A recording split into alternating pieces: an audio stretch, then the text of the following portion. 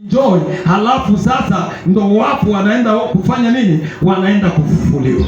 Sasa ndo kile ambacho ninachotaka kumaanisha. Wewe mwenyewe unaweza kuchagua.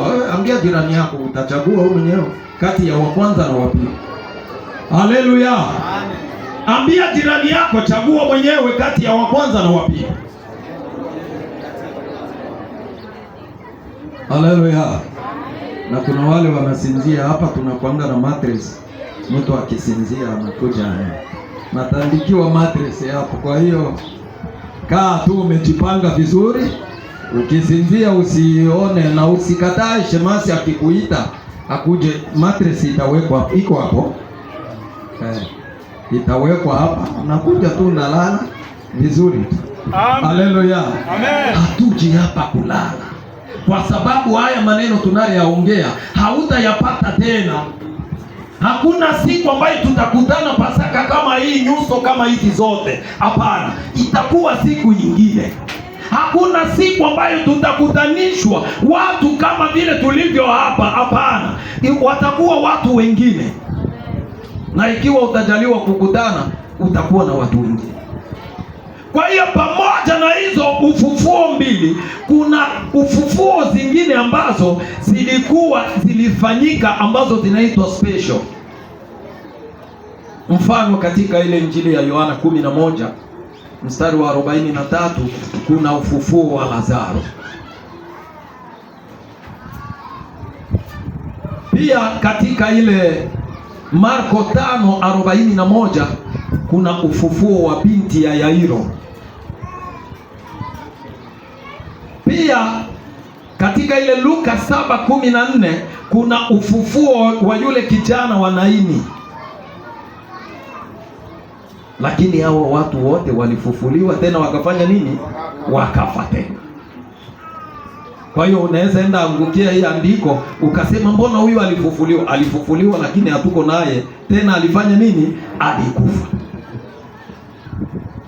Kwa hiyo hizi fufuo mbili, unapofufuka katika ufufuo wa kwanza, mwili ule mauti tayari itakuwa imeshahukumiwa, haufi tena. Na katika ufufuo wa pili pia haufi tena, utaendelea kupata mateso miaka yote daima na milele. Katika hizi ufufuo zote, ufufuo wa kiupekee ndio ambao tunaoongelea leo, wa mtu muhimu, ufufuo wa Bwana mkubwa, ufufuo wa mfalme wa wafalme, ni ufufuo wa Yesu Kristo. Maana alienda akashinda mauti na akafanya nini? Akafufuka.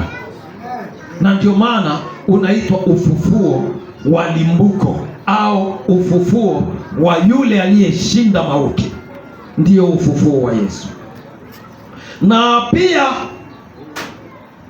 siku ile Yesu alifufuka. Bwana Yesu asifiwe. Amen. Siku ile Yesu alifufuka. Hebu tuangalilie Mathayo 27. Tuache tumegusa hapa. 27:52. 27:52 Biblia inasema hivi. Makaburi yakafunuka, ikainuka miili mingi ya watakatifu. Makaburi ikafunuka, ikainuka miili mingi ya watakatifu. Haijasemwa ya wenye dhambi, ya watakatifu waliolala. Endelea mstari wa 53. Endelea 53.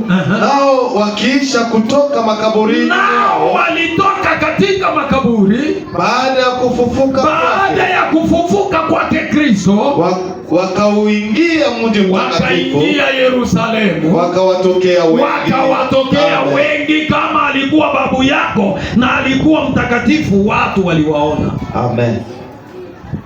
Haleluya. Amen.